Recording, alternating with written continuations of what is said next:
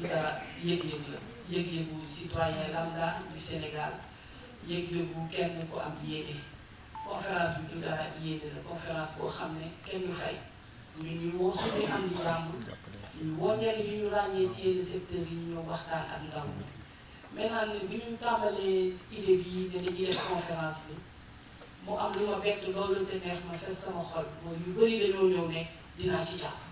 ñu bëri dañoo ñëw ak ñu bëri sax am na ñu bëri ñoo xam ne ñu ngi fii ci salle bi ay journaliste lañ dañ ne dinaa ci jàpp ndax lan ndax li suñu ndaw ñi ngay waxal ma doon wax sànq ne ANSD dafa génnee ne mënu ma ko wax ci wala 75% de la population est jeune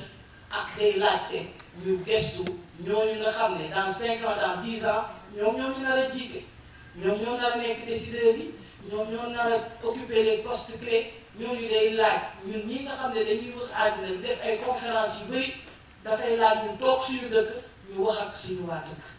ñu wax ak suñu ndaw ñi wax ak suñu waa dëkk ñu wan leen ne am na yu bëri li ñuy gis ci télé bi ñooñu tamit dañoo ñefe pour egsi foofu noonu ma leen naan wax rek ne que lii du magie du luxus nit ñi dañoo liggéey étape par étape pour am loolu te liggéey googu nag dafa am yu métti yu ñu jaar am yoo xam ne tax na kii am yu bëri ci yu ñu jaar yoo xam ne ñoom dinañ ñëw waxal ko seen bopp wax ko ndaw ñi ci loolu di ngeen am ay spécialiste finance moo doon maanaam wàllum banque wàllum ñëw di ngeen am ñoo xam ne dañuy yóbbu ci social bi di ngeen am ñoo xam ne ay bindkat yu mag yu ñu ràññee di ngeen am ñoo xam ne ay économiste lañ di ngeen am ay responsable administration territoriale ak ci bu ne ci secteur bu ne jéem nañ ci am kenn même culturel et vous verrez les meilleurs ñi ci gën a ràññee dinañ ñëw wax ñoom seen jaar-jaar pour lan pour wax ndaw ñi pour lan yee dara ci biir xolu ndaw ñi parce que am na yoo xam ne dañuy naan bu ma ko déggoon ba may am 15 ans xanaa ne am na yenn yu bëri daal bu ma ko def wala erreur yu bëri dinaa ko éviter donc ñun loolu mooy suñu bébé créer le déclic dans le cœur des jeunes te li ci am solo mooy sa dëkk yaa koy defaral sa bopp bul xaar kenn ñëw di la ko defaral léeg-léeg nga dégg artistes yi ku ci nekk di woo di def paaram di yeete ci ay woy ci kër ma gis léegi journalistes yi des fois di def ay recherche di yeete ku nekk dafa am wàll man nag suñu wàll lii la parce que ñun ci loolu la ñuy yëngu dañuy gestu nit di gestu nit naka lay doxee lan mooy tax ba léeg-léeg lu mu bëgg a def yëpp du ko mën a def lan mooy tax ba léeg-léeg yu bëri di fàttu mu bëgg a def affaire lan mooy tax yu bëri di wàññeeku ñuy fàttali ne rek nit ci yàlla la jógee te bu nekkee yàlla lu baax la kon nit daa war a baax donc léeg-léeg bu amee dara luy lëndëm wala luy ñuul si soow bi ak foog ñu toog di ko gëstu lan la ñu koy seeti benn par benn pour yëpp leer ñuy fàttali ne leer di nekk si ñun kattan di nekk si ñun xam-xam di nekk si ñun di nekk ci képp ku jóge ci yàlla bu fay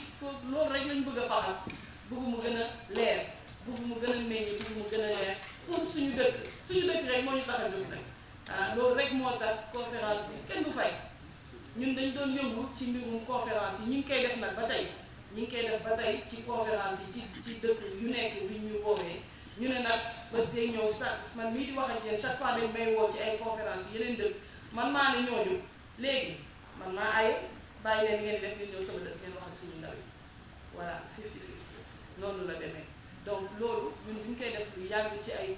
entreprise ñu koy def ci ay multinationales ci ay ONG yenn yi ci ay gouvernement même ay armée ak ñoom seen donc ñu bëgg ko def maintenant pour affaire bi gën a yaatu ma doon fàttali ne ci Covid 19 ngay toog xam nga Covid ñëpp a toog seen kër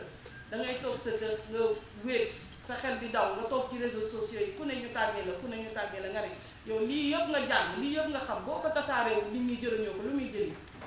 du ñu suul kenn ak alal ñu ne kon xam nga lan la dañ koy gën a yaatul ku ci soxla mu ñëw jël ci ku ci soxla mu ñëw jël si mu tàmbali nag université yu bëri di invité pour ay conférence bu ñu ñëw def ay conférence ci université yi mais comme agenda bi léeg-léeg du koy maye dañuy organiser bu mag étudiant bu ñëw mu ñëw ku bëgg mu ñëw toog déglu ku bëgg mu ñëw toog déglu donc loolu mooy mbébétu conférence bi ñu bëri gars yi jóg ci nag ak générosité bu ngande bu ma leen waxee ne que conférence de presse bi sax idée bi jógewul ci man de ci ay journaliste la jóge loolu nag mu rafetlu ba dee parce que day mel ni ku ci nekk day jël affaire bi moom moo ko pour def dara mais ñaan yàlla nañu yàlla suturaale ñu ci fekk ak yàlla. Nous allons juste nous faire du bien et communiquer l'espérance à nos jeunes. Selon les statistiques de l'ANSD, près de 75% de la population du Sénégal est jeune. Et donc, il convient de prendre en charge cette population, de leur faire entendre l'essentiel. Je disais dans un de mes posts, nous aurons des vrais gens qui viendront dire les vraies choses, d'une façon très simple, concrète, relaxe et surtout efficace.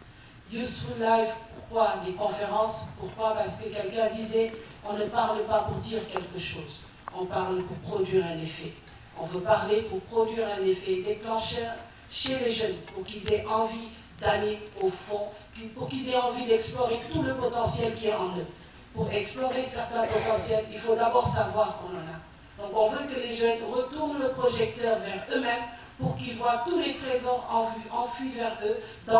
au-dedans d'eux, pour pouvoir l'utiliser. Nous voulons dire aux jeunes qu'il faut compter sur soi-même pour arriver à ce sommet. Nous voulons dire aux jeunes qu'ils voulaient compter sur tout ce que le bon Dieu a déposé en nous pour pouvoir arriver à exceller. Et cette citation que je dis souvent aux jeunes pendant mes conférences, arrêtez de voir les autres comme des opportunités pour réussir. Soyez excellents, renversez la tendance et vous-même devenez l'opportunité. Et si vous êtes excellent dans vos domaines, c'est les gens qui viendront vers vous. Vous n'aurez pas besoin d'accrocher votre marque à d'autres pour pouvoir réussir. Alors l'idée, c'est vraiment une conférence entièrement gratuite. Entièrement gratuite, et ce qui nous touche dans cette conférence, c'est la générosité de tous ces spécialistes que vous verrez autour qui a été démontré. En ayant l'idée de la conférence, beaucoup de personnes se sont levées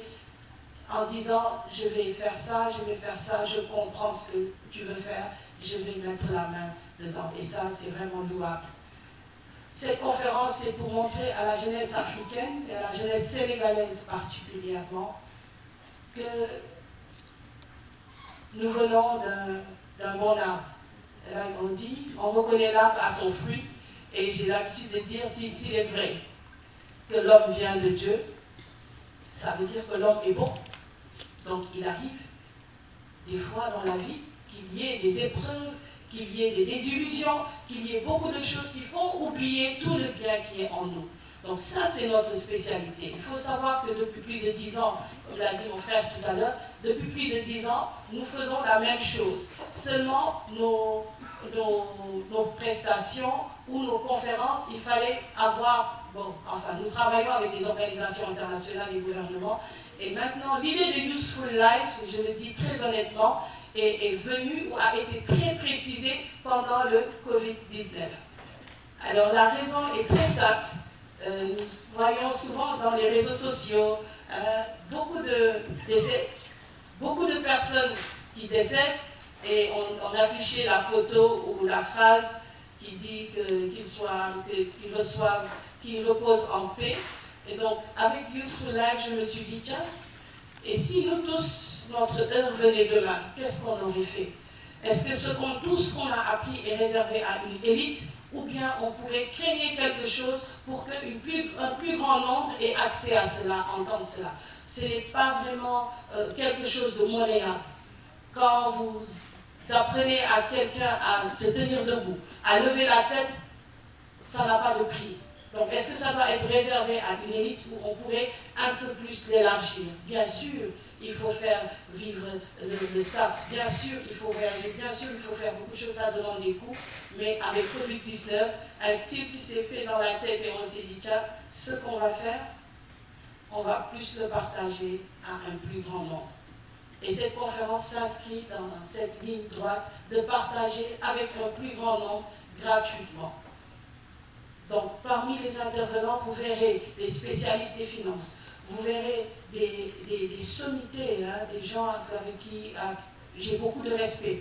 d'autres qui œuvrent dans le social, d'autres qui sont même méconnus, mais qui viendront dire l'essentiel à nos jeunes. Cette conférence est un temps de partage, c'est un temps de partage d'idées, c'est un temps d'échange, C'est un temps de communion, un temps de communion, je dirais communion nationale, parce que c'est un élan purement patriote qui a inspiré cette conférence. Donc je vais m'en arrêter là.